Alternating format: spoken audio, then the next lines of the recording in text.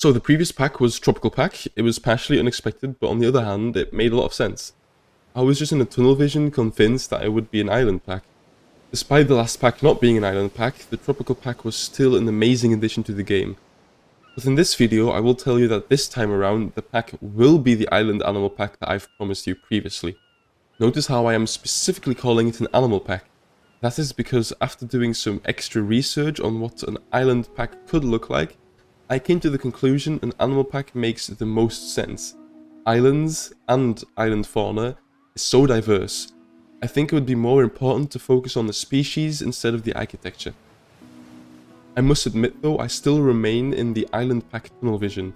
While other people seem to be predicting arid pack and safari pack, I will still be determined in believing the pack will be an island DLC. The biggest reason I believe this is because the Tasmanian devil is still the #1 most wanted animal in Planet Zoo right now. The reason others are predicting arid or safari pack, I presume, is because of the summer season, and the summer usually has arid themed packs, like the Australia and the Africa pack. But I now believe this isn't trustworthy anymore because we all know how the Christmas update gave us a grassland pack, so an island pack is perfectly plausible. I have tinkered a new and improved animal roster. I have done more research on this animal roster before picking and choosing the best suitable animals. This time around, I have set some more strict requirements for the pack to make an even more likely animal roster. Based on comments I've gotten on the previous predictions, all the species in this roster will obviously inhabit an island, but must also be found in at least one zoo. Every single animal species in Planet Zoo can be found in at least one zoo. Some animals in the game are even limited to one single zoo, like the proboscis monkey and the Chinese pangolin. All of that aside, let me present to you the new and improved Island Animal Pack 2 Electric Boogaloo, with its new and improved animal roster. For the flagship animal, we will of course keep the Tasmanian devil. The Tasmanian devil is the most requested animal currently based on the meta wish list, and in my opinion there is no island pack without the Tasmanian devil. Same goes for the next animal, the Goodfellow's tree kangaroo. This species inhabits the island of New Guinea, although its territory is only limited to Papua New Guinea. The tree kangaroo is quite different compared to any of the other animals we have in the game. It is also relatively high on the meta wish list, and it would be an awesome addition for an arboreal animal. It is also another marsupial, just like the Tasmanian devil. The third returning animal is the North Island brown kiwi. I think these three animals are the most likely additions, the kiwi being a great pick for a bird found in New Zealand.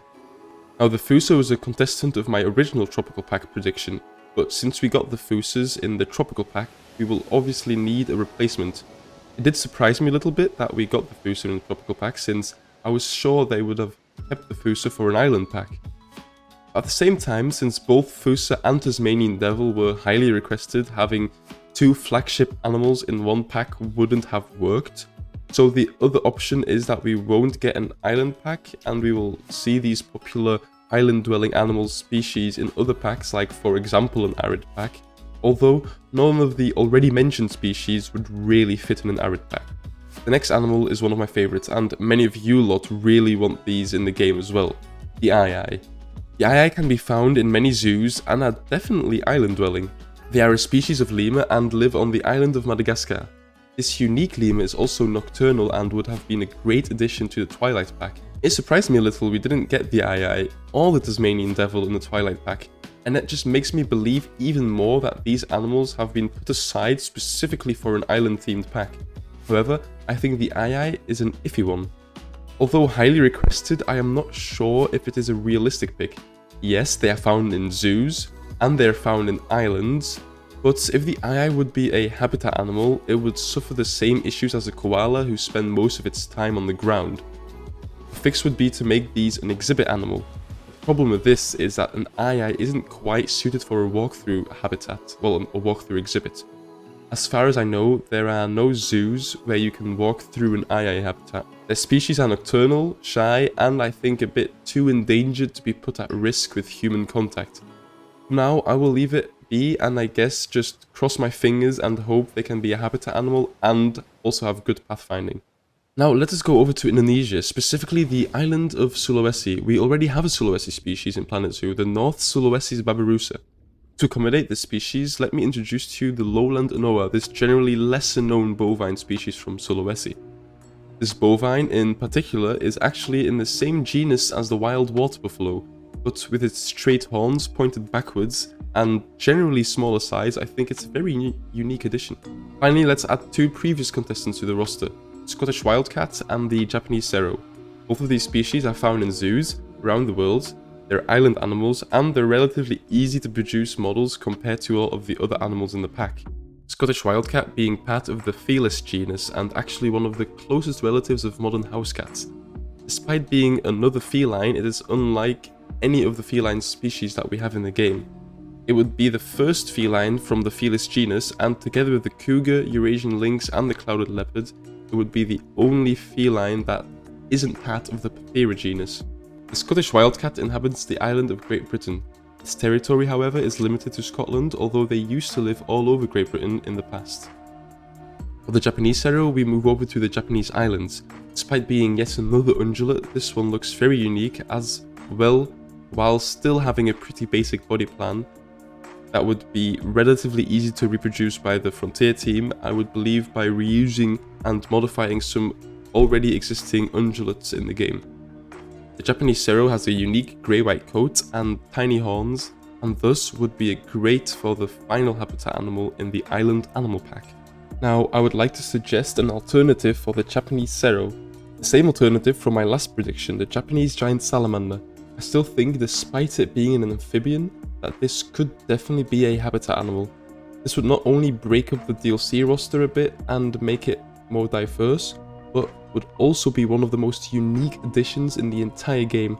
I don't see why having a Japanese giant salamander wouldn't be possible. I would love to see this animal, but I must admit that a Japanese serow is probably more likely to be added, which I won't be mad about because I absolutely love the Japanese serow too. Now, for the exhibit animal, this was way harder to find a suitable contestant. Well, the II was an option, but I can't see an II being walkthrough, so perhaps not. Frontier has been giving us walkthrough habitats for the last 3 packs, and they would probably continue like that for a while. But an island-dwelling animal that is suitable for a walkthrough exhibit and isn't a bird species is quite hard, since I think the first bird species will be kept for a dedicated bird pack. After a bit of digging, I have decided the sugar glider could be an interesting pick. I think just like bats who fly, in this case the gliding mechanic would be better implemented in a walkthrough exhibit. Many people keep them as exotic pets, so I don't think it's unrealistic to think they could be added to a walkthrough exhibit. Yes, sugar gliders are also nocturnal and generally more shy, but I think it's more likely that an II, and with its arboreal and gliding behavior, it only makes sense to add it in a walkthrough habitat. The only critique that I want to give is that I don't consider the sugar glider strictly an island-dwelling animal. That depends on your definition of an island. Sugar gliders are found on Papua New Guinea and Australia. The latter of two I consider more of a mainland than strictly an island, while all the other animal species on this list restrict themselves to generally a single or a small cluster of islands. The sugar glider is found on 2 large separate landmasses, and although Papua New Guinea is definitely an island, I feel like Australia is on the edge. For the sake of not being able to find a better, more suitable non-bird pick for the island pack, I think this is a good addition to the island animal roster. And here we have it, my prediction of the new and improved Island Animal Pack 2 Electric Boogaloo, which I think will be the next pack this time around, although I could be very wrong like last time, and it may end up just being an arid or safari pack or something else like many others have predicted. But anyway, thank you for listening to me rambling about island animals once again, and I will see you in the next video. Bye bye.